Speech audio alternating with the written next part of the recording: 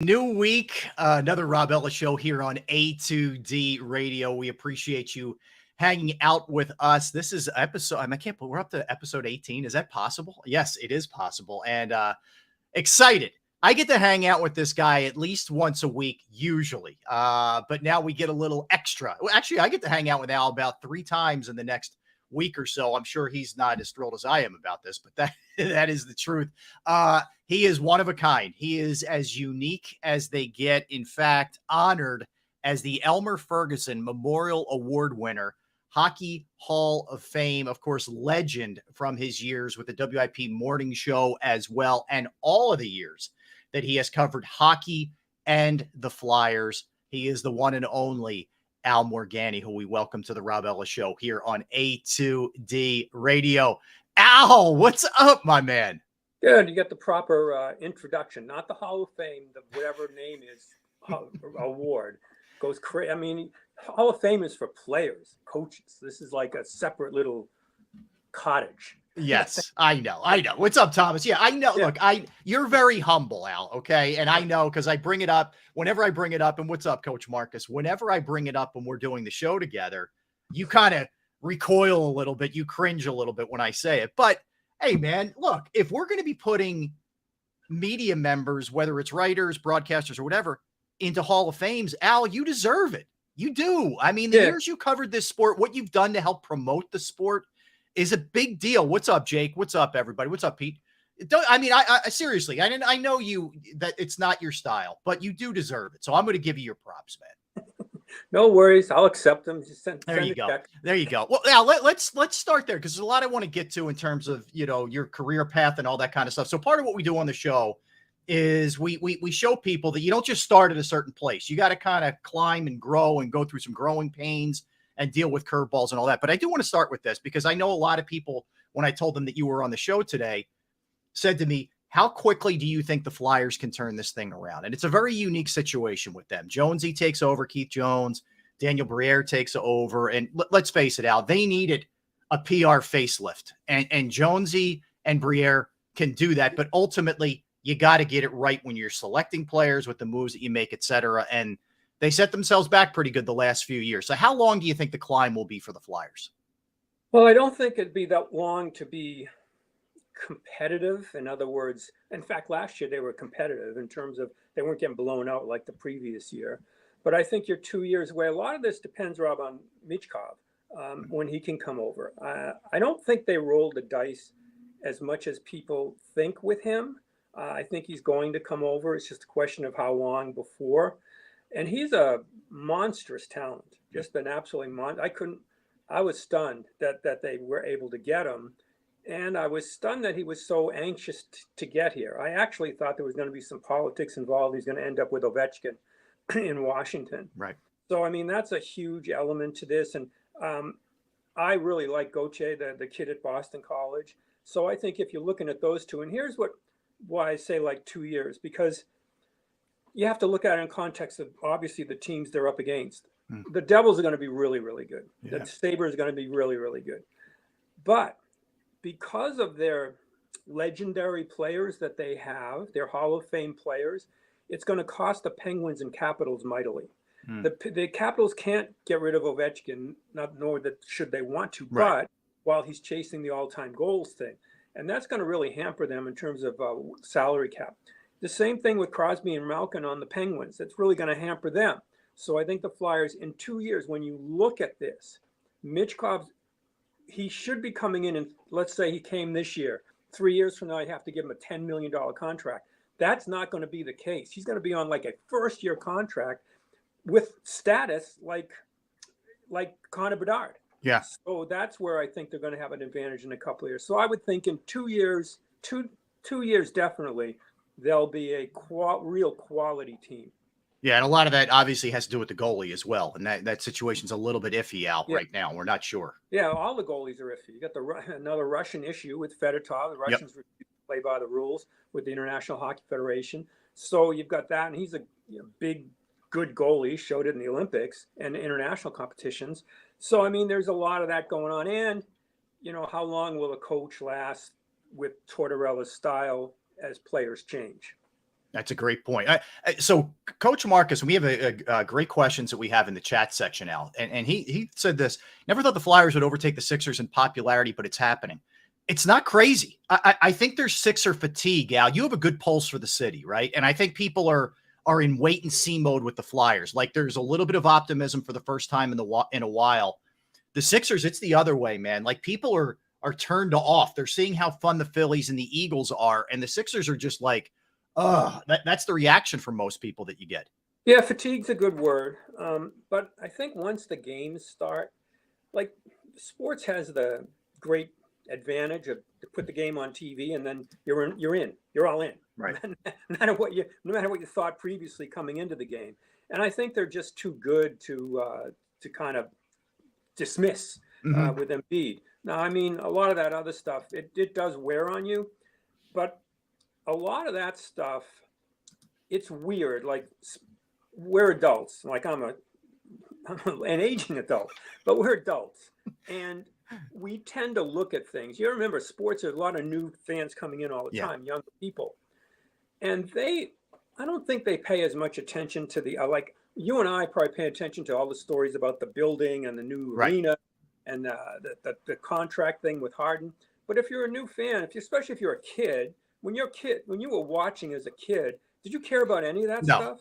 Absolutely not. Nothing. You just cared. All you cared about, the only thing you were going to emulate was what you saw on a court, on a field, on a diamond. And that's where I think the Sixers, because they've got Embiid, they're going to be okay.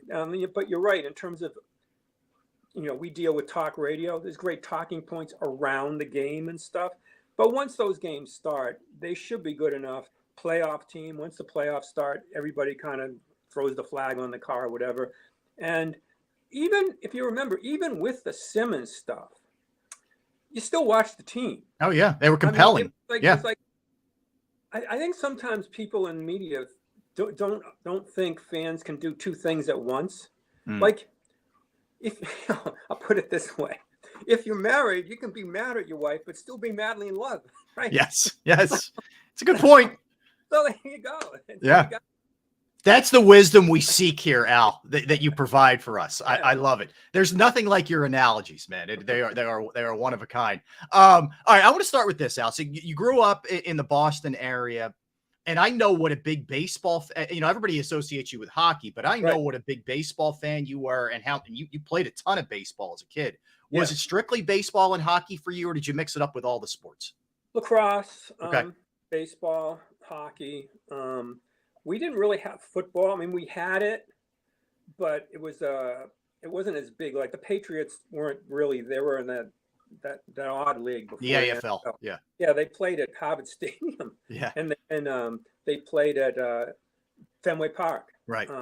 So they weren't that big, but it was mostly the Red Sox were huge. I was a real little kid that had that magical season in the late '60s. Yep. And they went to the World Series against Bob Gibson, I remember. And that kind of turned everything around up until then, because I remember my uncle was a huge Red Sox fan. So he'd occasionally bring me to games and to see Ted Williams at the time. Wow. And like, I didn't, you were little. You don't appreciate it. Yeah. I have no idea what's going on. And so, I mean, but I remember the place wasn't packed. It wasn't until late '60s, and then when they made their runs in the '70s or whatever, and then Fenway became iconic. Right now, I'm furious with the team. It's horrible what's gone on up there. And but the fans keep coming because I don't even think at this point they go to see the Red Sox. They go to see baseball. They go to see Fenway, and that's ingrained now deeply, like the Eagles. And I guess I'd consider it like the Eagles right now in Philadelphia. It's more of a it's almost mandatory. Yeah, like an obsession. Yeah. I mean, you go up there and, the Patriots had a lot of success. Obviously, Brady's a terrific quarterback. But you go up there, I go up a lot, and it's still Red Sox hats, Red Sox hats, Red Sox hats. That's what everything is. Right. I would say to Thomas, if you haven't been to Fenway, it's a must. Like I always tell baseball fans, forget about, if it time's up that they're playing the Phillies, interleague, whatever, that's great. But just go, man. Go to Fenway, go to Wrigley. You got to see these places. It's unique. It is. And it's amazing. Al, we share the passion for Citizens Bank Park. Yeah. Like if you can see those old school ballparks, you got to go do it. Well, and that's why Baltimore was so important. Yeah. Because it changed how you build ballparks to make them. You have to go just for the ballpark, and that really changed everything in terms of how you build. I remember my daughter hated going to the Phillies game because the vet was terrible for baseball. Right. It's terrible. But you went to see the team and all that. But now you have a stadium. You put a good team in it, and it's a great night, and it just looks wonderful. Even Pittsburgh, bad as they are, Yeah, you go to the ballpark. So that's huge. I love that ballpark. It's you just get a good feeling going in on a good day, on a nice day, on a sunny day, whatever, or a nice night to go in. It's just the destination that you're going. Even if they're not having a great year, you're going to see the destination. And now they've got, my God, what a likable team they've got. It kind of goes against the whole thesis. Like I understand. I remember when Eric Lindros was traded for by the Flyers, and I'd covered a lot of, Eric as a kid coming up, and we're all waiting for him. And Bob McKenzie, a really notable media figure in Canada, Toronto, I asked him about Lindros because he covered him so much, and I remember he told me he's got a bit of a baseball player in him. There's a warning sign, and it was like, well, but he'd been so much media attention, you could see where he was a little standoffish. Yeah. But this Phillies team doesn't have a lot of baseball player in them. They really let you in. They let you in. They let you have fun. They bring you in their clubhouse. They share everything. A lot of the nonsense they do is catching on, necklaces and dances and I don't know what Major League Baseball is going to do about that, but they're going to do something about that. Yeah. I don't quite understand how they've gotten away with it so far. But it's and that's what I mentioned before. When you saw the Little League kids doing that motion, you're like, this is what they see on the field, they will do. They mimic. Yeah. Yeah, no, listen, Al, you're right. I mean, but it is, from covering all, I'll say the 4 sports, but like football, baseball, basketball, hockey, if you're ranking them, generally, in my opinion, I don't know, you can tell me if you disagree, hockey players were usually the most amenable, nicest guys, right? Yeah, and they were the least American, yeah. Yeah, for sure. Well, yeah, right. Probably more in the Americans. I agree with you. Football's kind of hit or miss. It's weird because you only have access to them certain days or whatever. Right. Basketball guys can be kind of tough, but the most difficult are baseball simply because it's 162 or it's 81 at home. And that it's just, familiarity breeds contempt sometimes, Al. So that's why this team is very different, because they are a super likable bunch. Yeah, they are. They let you in. It's not baseball like. And I think it starts with Harper. Obviously, when you get stars like that, Turner didn't turn on the people after he had the bad start. In fact, worked the other way. So it was you root for the people, not the laundry with this team, and that's really different than some places. Sometimes some places have bad acts, but you still watch the team. And the Sixers a little bit that way, at some point. But the Phillies, you can't wait. You almost like watching your kid play if you're old enough. It's like that. You really get that connection. Yeah, the pride. That they're really. It's really cool. I never think about money with them. Yeah. Even with Turner, I didn't. It was like, whatever. I just want them to win. I want to watch them have fun. Right. And that's what I'm seeing. Like when you cover, I've covered international sports a lot. Yeah. Olympics and whatnot. Yeah. Yeah. And I think people don't quite understand the access that you have in the States compared to other places. If you cover European football, soccer, you can't even, the players have like exclusives with certain news outlets, and that's it. Yep. They will talk after a game, but anything in between, they get paid to speak to a certain media outlet.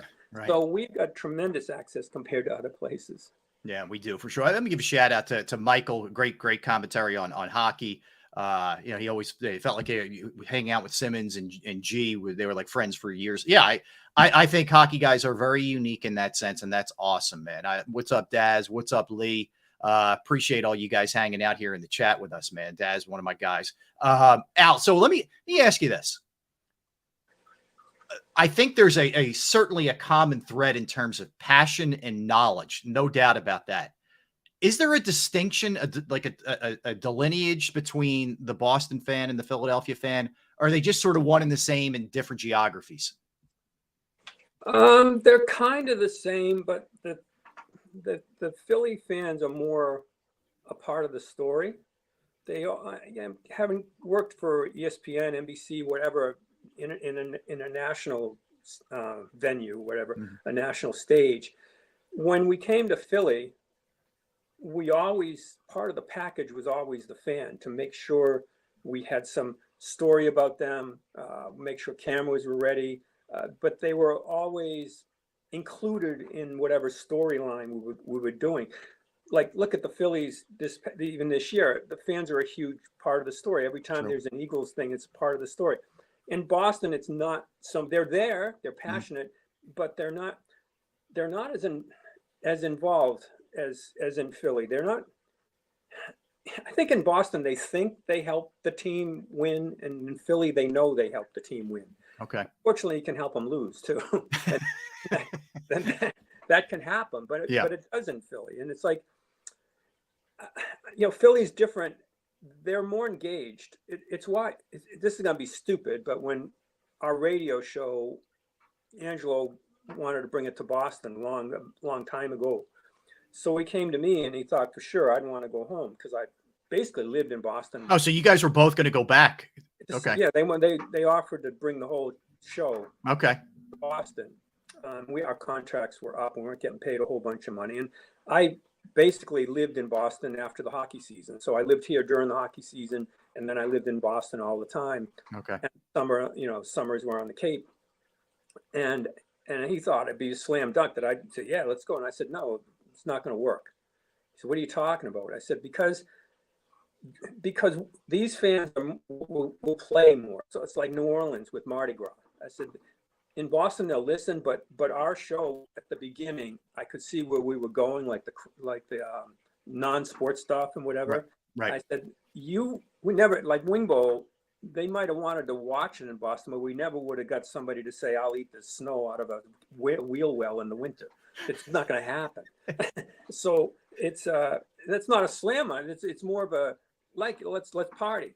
Yeah. So I think that's what you have here. There's the difference in their association and their commitment, that they're honestly, it's I've never seen it anywhere else. Now I never really covered English soccer that much, but that's about as close as I think as you can get. In college maybe, but a little bit more here there. But it's changed. It's definitely changed, and I think for the better. I think these younger fans are much more in tune with the sport as a whole, with the how you succeed, and a little less dramatic with things than previously. So I think it has changed. Well, all right, let's go there for a minute. What's up, Frank? What's up, Greg? The Turner thing, Al, and look, there is a direct connection and correlation here with August 4th, when he gets cheered after he's just in the worst funk of his life as a professional, and the turnaround. And we saw it again on Monday night. He rips 2 home runs, makes a play in the field. Like, this guy's a totally different ball player. That's not a coincidence in my estimation. Where did you fall when it happened, and what we have seen since then, not only for him, but for the entire team? Yeah, I was cool when it happened. I thought it might when it was brought up that you could probably do this, but they actually did it for some Sixers guy, rookie. Fultz and Simmons, they did it for. Simmons, yeah. So, I mean, it's not, it's harder to do in other sports than baseball. You come into the plate. I don't even know how you would do it in football. I don't know where you could do it in football. But I mean, I think it presented itself. And so I thought it was great. And I do think it really did work. But I think it worked on more than just him. I think it was one of those things where they thought they were patting one guy on the back, and they ended up patting like 30 guys on the back. So I think that's where I think it's different in Philly than anywhere else, because if you do something nice somewhere else, it's like people are kind of expect it, but right. I expect it in Philly, but a lot of other people don't. Like, it's kind of like you always like open the door for an older person, right? Or woman. Let's say guy opens a door for a woman. It's right. Like, oh, really appreciate it. But it's like in Philly, they always think they're going to slam the door, and then they give them an ovation when they open the door. Well, they always open the door, but that's the reputation. Yeah, I hear you. Meanwhile, we see some just like abhorrent stuff in other cities, and it just kind of gets overlooked. But Yeah, that, but I mean, it gets so you're a little sensitive here. oh, there's no doubt that there is. Yeah, The notion that nobody likes us, we don't care. The back end of that part is totally bogus. We absolutely care. You care. I mean, you can't have it both ways. You can't say we're like everybody else and then say we're much better than everybody else. Well, you can't. Yeah, exactly. One or the other. So you're different. Just relish your celebrate your difference. That you're a different kind of fan base, better fan base. Yeah, and agreed. It doesn't make you, because you're left-handed doesn't mean you're worse. You're just different. All right. So Al, let me hit you. And what's up, Michael? Yeah, we don't care when we're winning. Maybe. I think we still even care then, Michael. I want to hit you. We do our A2D. It's our agree to disagree question of the day that we do for each show. Let me throw this past you because we haven't gotten to the Eagles. We need to get to your early years too. But the Eagles will win Super Bowl LVIII. Al Morganti, agree or disagree? I would disagree only because I think Mahomes is going to win another one. That's the only reason. I think they'll be there. Then who knows once the game starts, but I just look at it in terms of best in the conference, and I wouldn't bet against him and Andy Reid. That combination I think would be very, very difficult to overcome, especially since now they would see it again, and I think Andy would have more ready. Yeah, I mean, I think if you look at it for both the Eagles and the Chiefs, I mean, the odds are so stacked against you to get back and win it. Even getting back there is so difficult. The last time we've seen it happen was Brady, right? And you can almost throw everything out when it comes to Brady and Belichick.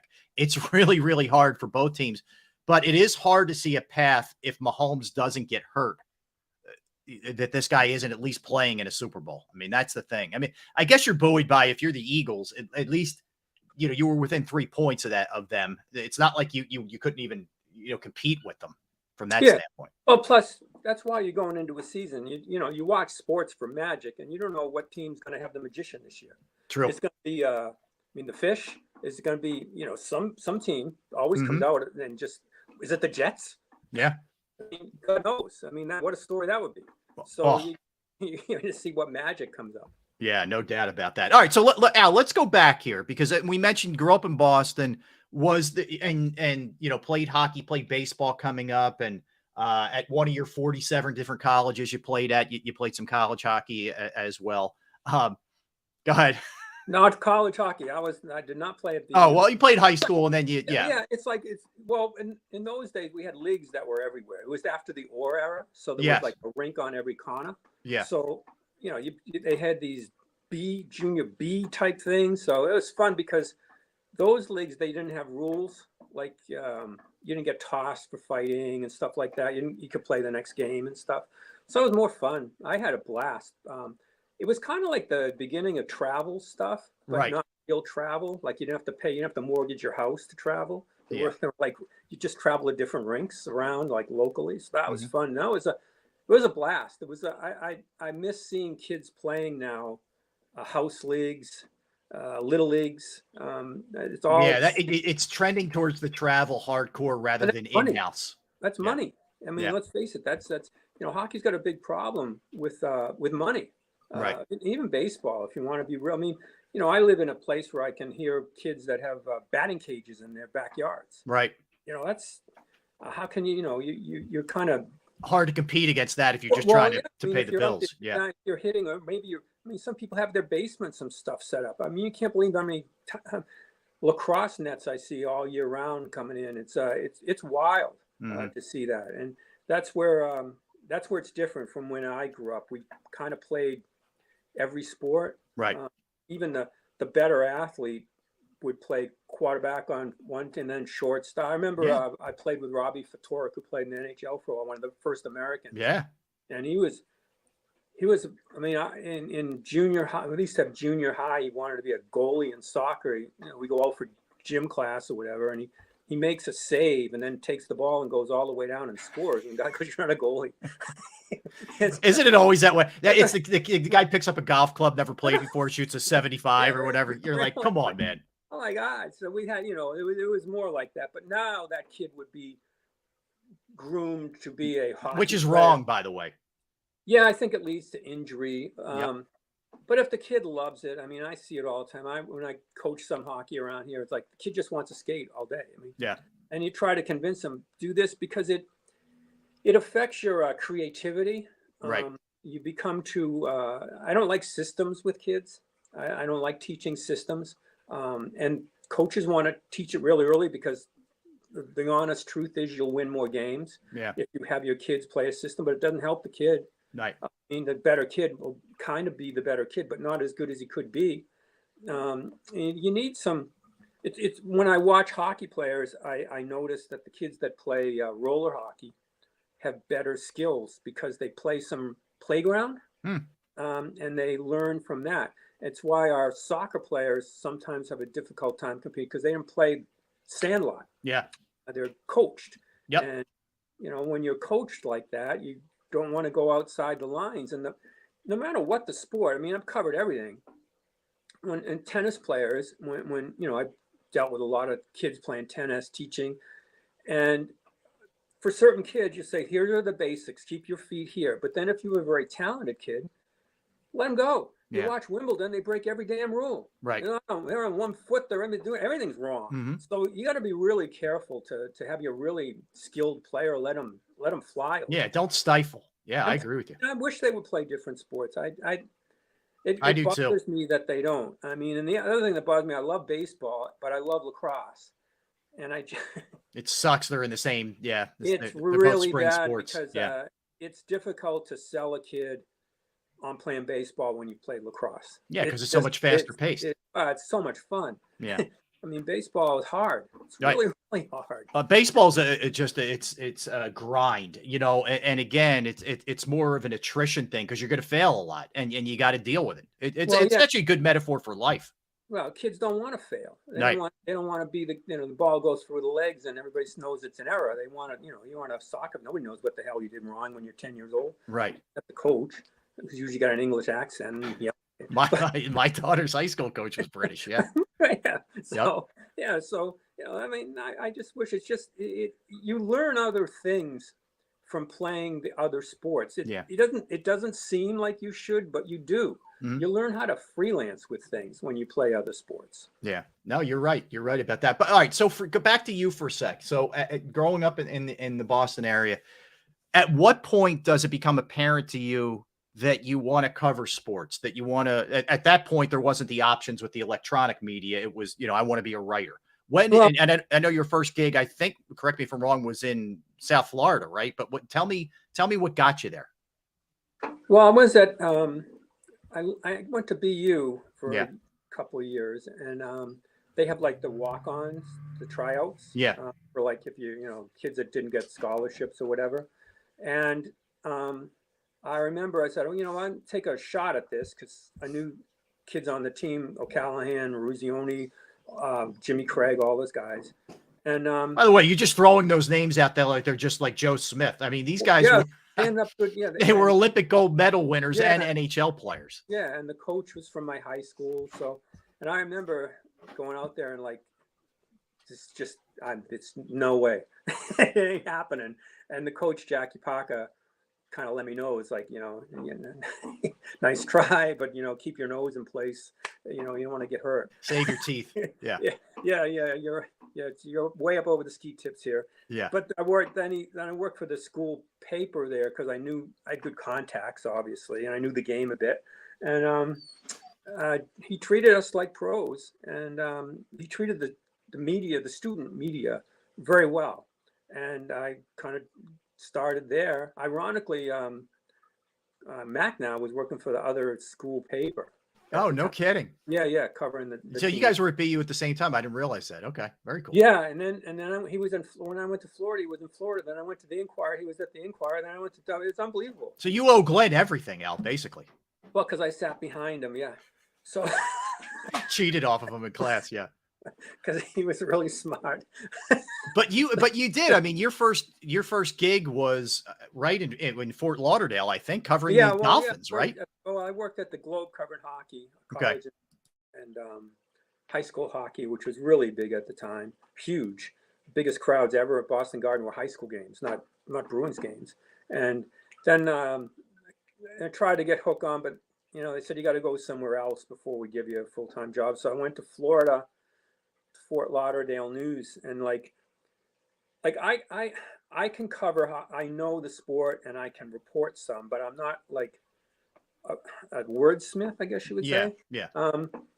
And I can't spell really well, so it was like. So I get down there and they're like, not a wordsmith, can't spell, but you're right. Perfect. Yeah. Well, if you're working down here, it's not like the Globe. You also have to edit some stuff. And your dog agrees. Yes. Yeah. Is that the puppy or is that your big guy? That's the puppy. I don't know. He's trying to get in the room. I don't know if I should let him. Let him in. Go ahead. Let's see. No. All right. This is going to get interesting now. So Al's got two. He's got a big dog and he's got a smaller dog. So what we're going to be seeing is his little puppy. Who is let's see. We got if you're gonna we got to pay it off, Al. All right, there you go. Oh, look at the eyes. Yeah. That's a beautiful dog. This is Captain Morgan. Is that border collie? What is it? It's a Australian Shepherd. Okay. And my parents used to have one of those. Yeah. Yeah, well, no, you good enough for you? No, get down. Jackass. So I go to Florida and I say, well, this isn't like the Globe. If you're going to work here, you have to work on the desk as an editor. And I'm like, oh, what? I mean, this is a guy that spells tow truck, TOE. Yeah. Like, so that lasted about 2 weeks. And I got put on some kind of probation thing. And so I kind of learned some stuff. But here's the best thing, like the editor, not the sports editor knew I could cover sports. Yeah. So I go to spring training. The Yankees are there, right? Yeah, they're in Tampa for people who don't know. Yeah. Yeah, they were in Fort Lauderdale at the time. Oh, back then. I'm sorry. They're in Tampa now. Yeah. Okay. So I go to cover spring training. And I cover the game, and I guess his name was Cliff Johnson for the Yankees. Big guy. Big guy. He was a power hitter type.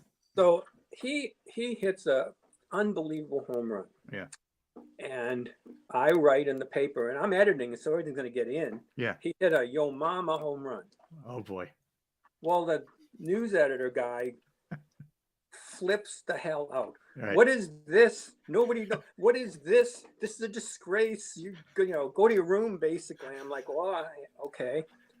I go to spring training the next day. Cliff Johnson goes, where's Morganti? Oh, no.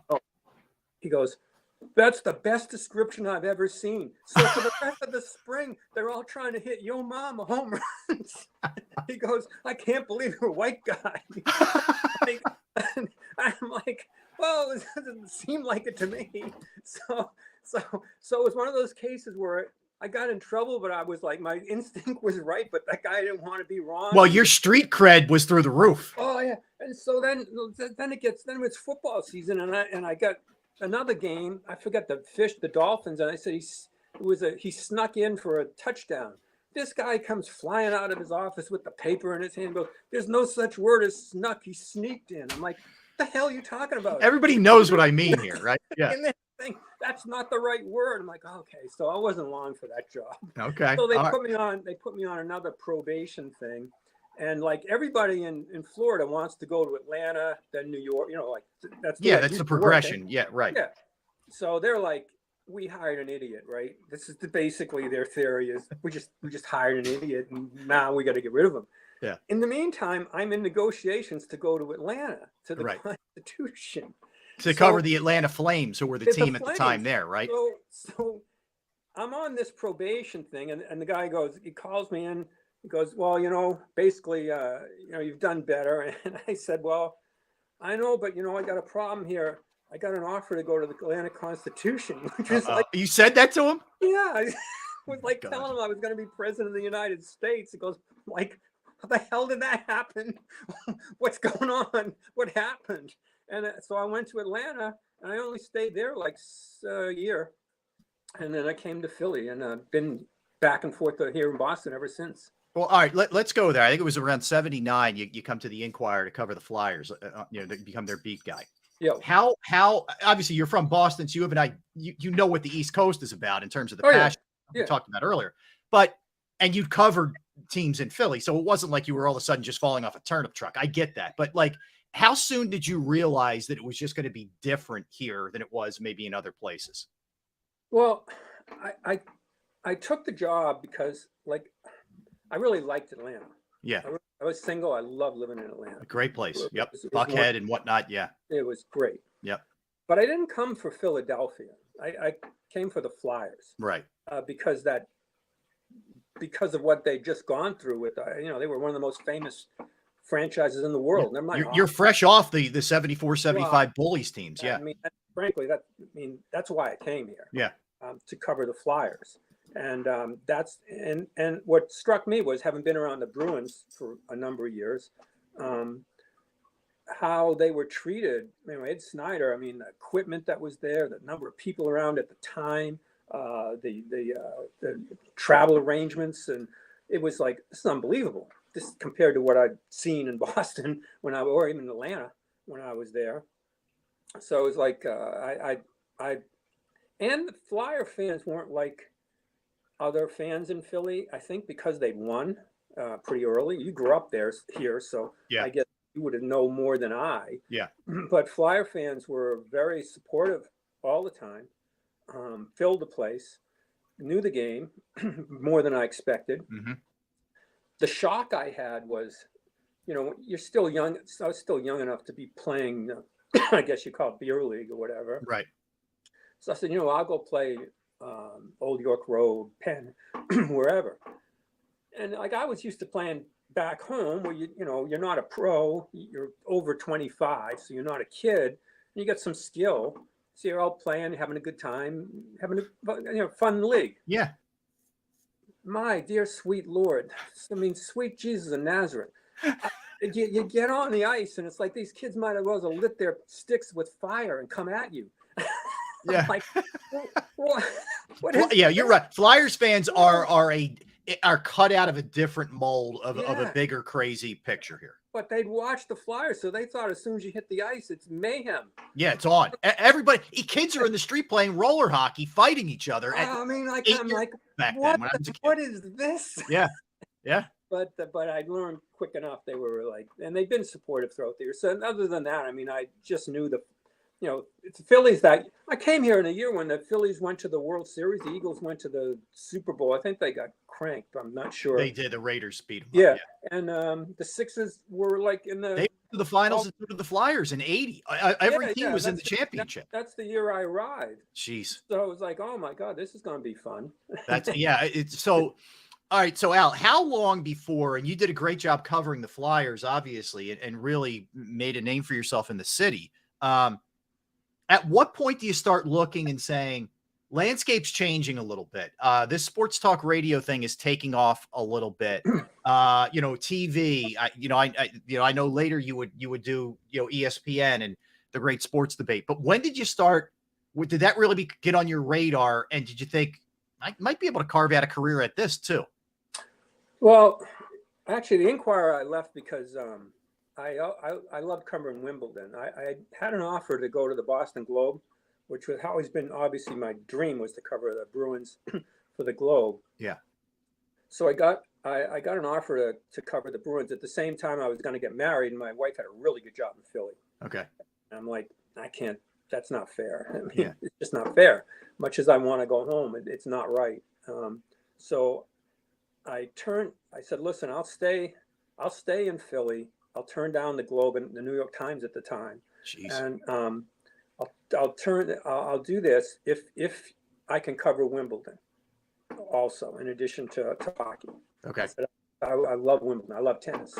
And so I said, okay, no problem. Well, 2 years later, they call me in and say, sorry, we're going to give the Wimbledon to somebody else. And I'm like, well, that ain't going to work. And at the time, the National Sports Daily was starting. So I could have gone, at that point, I said, well, I could go to another paper in Philly. I can go to New York. I can go to Boston. I can go to Toronto. I got a job offer in Toronto. And they said the National was starting. So I went up. They wanted to interview me. And, is that Frank DeFord who started that, Al? the mustache guy. Yeah. Yeah. Yeah. So I like that I know who he is and you don't, but you work yeah. there. Yeah. So he's a really nice guy. So he calls me in this big office in New York. It was a marble everywhere. And I was like, oh my God, this is unbelievable. So I'm in the big I time. remember Yeah. I was making $41,500, I think. So I go up and I said to somebody, Jason Stark was a good friend of mine. Yeah. So, well, I'm gonna make a stupid number. I don't really want to go. I don't trust it. I'm gonna throw out a stupid number, making like 40 grand a year. So Frank, what would it take to get you on board with the National? I said $100,000 and a guaranteed 3-year contract. And he says, okay. I said, what? That was it? That was it. No negotiation, just you. I said, wait a minute. I said, this is a guarantee. So he goes, yeah, guaranteed 3 years. If we go under, you're getting paid for 3 years. I'm like, Wow. So I'm like, how can I say no? 3 years. I mean, that's more.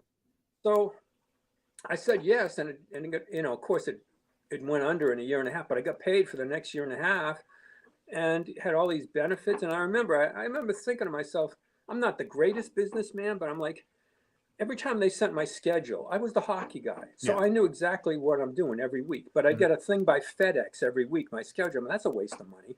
Then all of a sudden there's a knock on the door, and I get like all this leather luggage. We know you're going to need luggage to travel. And I go, what the hell is this? So they're just spending crazy. Yeah. And when you signed, we all got these gold coins, Mexican gold coins worth like $2,500 just for signing. I'm like, how is this thing gonna end well with the money? This guy spending this money, and it didn't. But I give the guy credit. He made 100% on every promise that he made. He took care of it.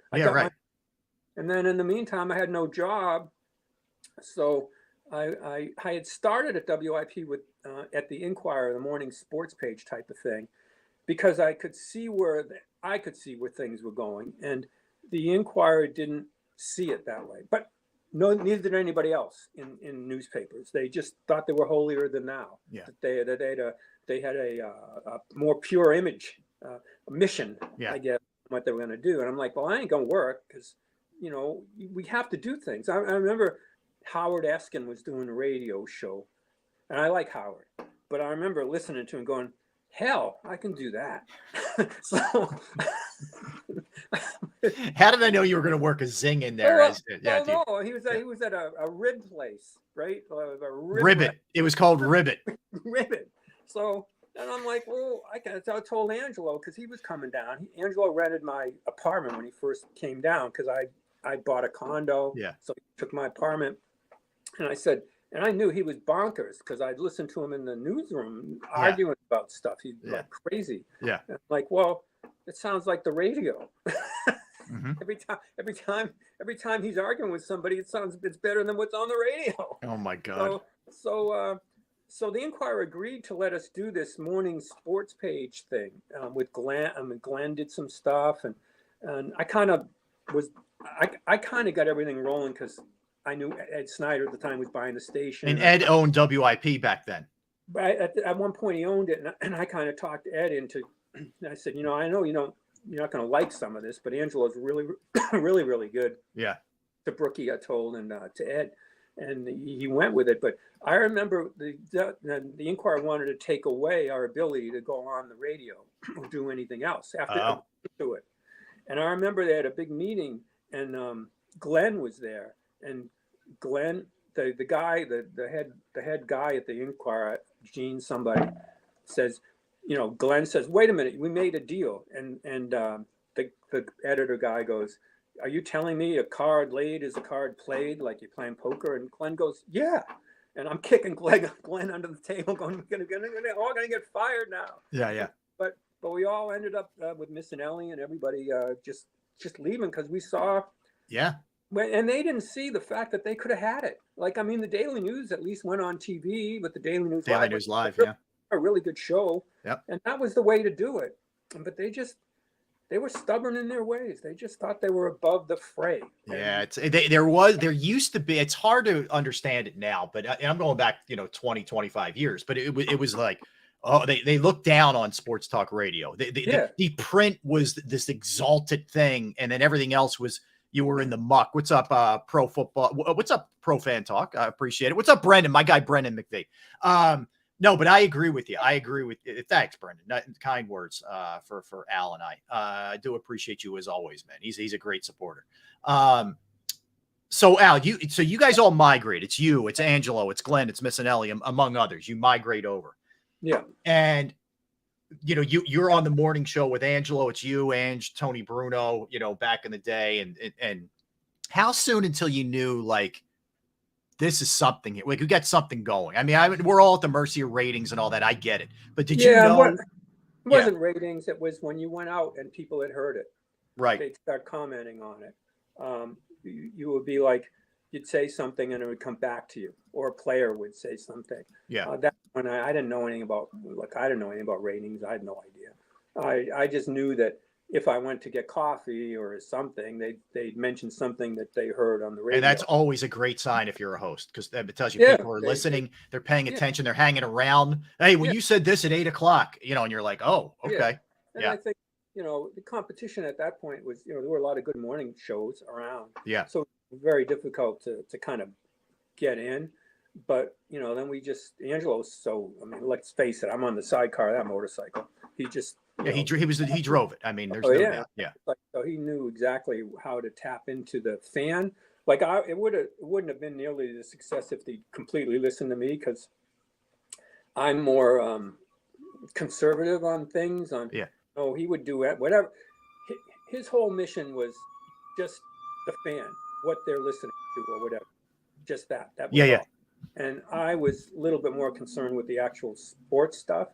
And he, no matter how many times he preached, and he was always right. It doesn't matter if you think what's wrong. Yeah. That's what they're thinking. Because he really had an ability to be the guy lying on the couch throwing a shoe at the TV. Right. Relate. I mean, just connect and relate to what the common fan is feeling. My weakness was a strength in other areas, but I looked at it like a player sometimes, like a failed play. Wasn't an outrage. Like, it's funny though, because my wife is from Philly, and she'll be throwing her shoe at the TV. Like, it's unbelievable to me. But I mean, that's where he connected. Right away. And I still don't. There are things that, like, Harper can hit 2 home runs, and if he strikes out, she's yelling at him like, what? Yeah. How can this be? Yes. Yep. But that's the way it is. And he tapped. I mean, God, he tapped right into that. Yeah. All right. So you start doing that, but you're also doing ESPN at the time. You guys started up, and I think you and Glenn, I think, were correct me if I'm wrong, the impetus for the great sports debate. Like you started to do the transition into the TV realm as well. Yeah. Well, I got a call. I mean, the guy that was at the National, Vince Doria, who was the sports editor. I worked with him at ESPN. Yeah. Yeah. He was the best man at my wedding. Oh, wow. So he knew me from Boston. When I was in college, and they always, like when you're an intern or whatever, I remember we had a softball team, and because I could play a little, so if they're playing some prison, they bring me to make sure we have a good team. It's perfect for you if they're playing a prison. Yeah. Oh, that was unbelievable when we go in, and I knew 3 people on the other team. They were like, "Oh, I was the man then." Like, Walpole. Oh boy, we're going to. I feel like I'm watching The Town. There's a hey, how you doing? How's so and so? Oh yeah, he's still there. So it was like he when he went to the National, he brought me there, and then he went to ESPN after the National. He was a big deal at ESPN. Yep. And he said, we're doing we got the National Hockey League contract. Do you want to come in and do ESPN on beyond? And I said, and I never been on TV. Yeah. He goes, oh yeah, no worries. You're just gonna, you're our reporter. And I don't even know what he said. He made it really casual. He goes, come on up on Saturday, meet the people, whatever. All right, I'll come up, whatever. So I meet Billy Clement at the airport in Philly, because he's been hired by ESPN, and I'm in my, whatever polo shirt or whatever. And he goes, you got a sport coat? I go, no, what do I need a sport coat for? I'm just a researcher. He goes, what the hell are you talking about? Wait, You're in the time out. studio." You didn't realize you were going to be on the air? No, I thought I was like the reporter. You like are the guy unbelievable, the man. guy in the You are background unbelievable. Gets notes and stuff and gives them because I told Vince I'm not on. He goes, "Oh, don't worry about it. You're kind of a reporter." I'm like, to me, a reporter was like Peter Pasquarelli did it for baseball. Like, Yeah. you know, you just supply, you kind of give information. Yep.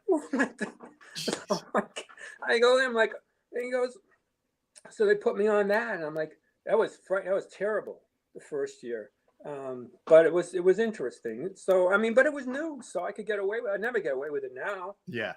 But back then it's like, okay, That was the beauty. Yeah. Yeah, he's got pretty good hair, so let him go on. You had the mullet, you had the hockey look. You had the Yager mullet, the whole. You got to bring the mullet back. I told you that before. Yeah, I was working with Barry, who's unfortunately not doing that well right now. But yeah, there were a bunch of us, and then we went to ESPN 2, and then I went. Then the league went on strike. Yeah. So after 10 years, I kind of, and plus, I mean, hockey's just not that big a deal on ESPN at that time, and they'd have me as the reporting on things, not in the studio. Yeah.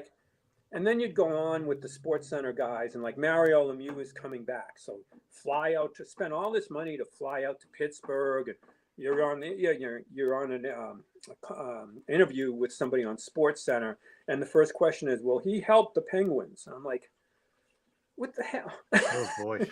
But that's what it was. Yeah, they just didn't know the sport. They didn't know the sport that well, some of them, and they weren't trying to be. They just didn't have a background in it. So, and I'm like, they didn't really care that much. Interesting. So I said, you know what? I could stay here and do something.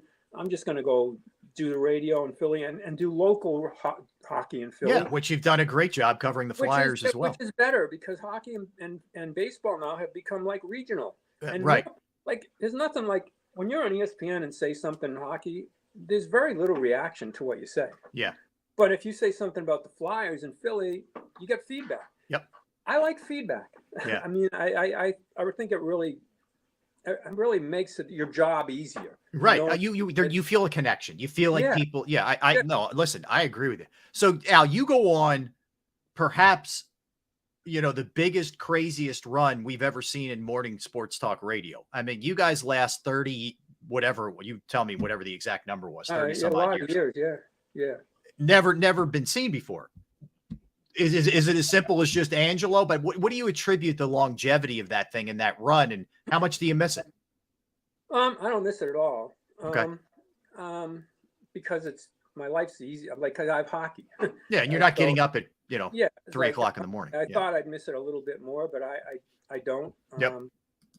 I mean, when you're in it, you're in it. When you're not, you're not. Yeah. So, but I think I attributed. Well, obviously Angelo was unbelievable. I mean, because he came in every day all fired up. Like, I'd never seen anything like it in my life. Clarkie will hate me for this, Bob Clark, but he's kind of like Bob Clark. Like, whatever it takes to win, I'll hit you in the Clark's going to go after you for that. Well, that yeah. So he had a lot of that, like every day, and that's the key that he was able. That really is the key. And then I kind of invited Jonesy in, and that really people love Jonesy. No question. Rhea as a woman is one of the pioneers in really solid work coming in, and but mostly it's the fans who tuned in and kind of played along. Right. When you do mainstream, like, this is people that are interested in me and hockey will watch, right? Sure. When you do mainstream radio, you have to appeal to a lot of people to be successful. And I guess I looked at it like the old vet. You have to appeal to the 100 level and the 700 level. Mm-hmm. You have to let the 100 level laugh at the 700 level. So, right. We have to do that, and he was masterful at doing that. So that's, I think, why we appeal. We didn't put ourselves above anybody when we were talking. We didn't. You could have the craziest opinion in the world, and all right, that's your opinion.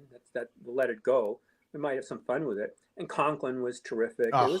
There were a lot of moving parts going on. When you look back, it was a lot of stuff going on. lot of stuff. And here's the thing too, Al. I mean, we're all this way. Like you're a byproduct of your time sometimes. Like let's face it, you couldn't do the wing bowl now. You know, there's certain things you can't that would go on that you just can't do. The world has just changed. It's just different. Yeah, and it became the dangerous part was, I guess it was like 2016, 20 when it was the elections. That was horrible. Yeah, because you had to just stay. I mean, it bled into sports sometimes. Big time. And it was like, you just, what am I supposed to say? I mean, I'm not going to change anybody's mind on anything. And like, no, and that was for me. You too, obviously, but like I would be doing solo shows with no sports during the pandemic, and there were so many things going on politically, and just and everything would be. And you're right. You try and keep it as sort of like middle of the road as you could, because you weren't changing anybody's mind, but nobody wanted to talk sports. They just wanted to talk politics. And it was every days I'm driving home, like, what am I doing here, man? Like, this is not fun. I got into this to have fun. Yeah, it was awful. So I think we got through that in the pandemic, and we managed to get through all that. It was good. I mean, you look at it back, and it was a lot of more work than people think. To just not be bored with it at times. Right. But that is the best thing about sports. Like if you cover news, that news cycle tends to be the same, but at least for 2 weeks at a time. Mm-hmm. But sports changes every day. Yeah. So, I mean, you really benefit from a generation of players changes every, 5 years? Yeah. So that's what makes it easy, because it just keeps changing. And so you're not going over the same road all the time. It might be a different variation of it, but the danger is if you become jaded enough to say, oh, I've seen this before, it's not a big deal. Well, to somebody 25, it's a big deal. So, you can't dismiss it. Oh, he stole second and third. No, I've seen that. But well, no, somebody didn't see that before. Right. And it's a big deal. If I'm in hockey now, I have to keep up with everything. Like I love watching the kid try to score a Michigan goal from somewhere, or whatever. It might drive the coach crazy, but I know that there's kids watching that want to see all that stuff, that haven't seen hockey goalie fights before, that haven't done that. So you really have to you have to be right up with this guy's good. He can really throw sauce for pass or whatever. Yeah. You have to keep up. If you try to just, it's not like the old days. Well, the hell, nobody wants to hear that. Nobody wants to hear it. It's like, no, go away. No. All right, last question, and we appreciate you giving us this much time, Al. We really do. I want to swing it back to the hockey thing that I hit you with right out of the chute, and I don't want to just gloss over the Jonesy hire. He was awesome on the radio with you guys. He was great at doing the games both locally here in Philadelphia and nationally as well, whether it was in the studio or on, doing color for the games itself. We know what, he was a scrappy kind of player, et cetera. You guys were and are very tight. Do you ever sit back and say, wait, this guy's running the fly? Does it ever blow your mind? Not that he's not competent enough to do it, but just you don't often see this kind of jump. Let's put it that way. Oh, no. Every time I see him, it's like, can you believe this? I know. I don't believe this. But it's happening. It's always like pinch yourself. And then once you get into it, you're into it. Yeah. I think you'll see more of it coming in. I think what it is it's an introduction now, and it'll happen in a lot more sports, where to temper the analytics, they want some people that have played to kind of balance a little bit, take all the information and still have the eyes of a player. You have to, these sports still, there's a difference here, even with a good reporter. Like if I was making a cartoon of a sports reporter, it would be a man or a woman with huge ears, because a lot of people have ears and no eyes. So it would be like blind with huge ears. Okay. And I think what you need is, like, I always thought I could see some things, and I wasn't the greatest writer, but I could, because I covered the sports, so I might be able to see something without having to be told, that guy's bad defensively. Yep. You can't believe how many people cover sports until they're told something, don't see it. Mm. It's and I've been like that with football. I mean, I need it. I mean, Yeah. you really have to study it, but you can't be in the organization and be like that. Right. It can't be just numbers coming in. You got to have somebody that can see it, that can filter through as what the player is going through. Who knows? In my case, yeah, it looks like he's forechecking hard, but he's just making a lot of noise because he's the second man in, all whatever. Yeah. And it takes more than a number to see that. And I think Jonesy and other sports are going to do this also. Interesting. Al, listen, this was awesome, man. This was awesome. I really do appreciate it. All I'm trying to do every time you and I hang out is give you time to speak. You went 30 years without being able to say anything, and we appreciate it. I'll get the dog to say goodbye. Oh, yeah, get the dog. We need to get the dog out the door. Yes. I don't know if it's a statement, but he fell asleep.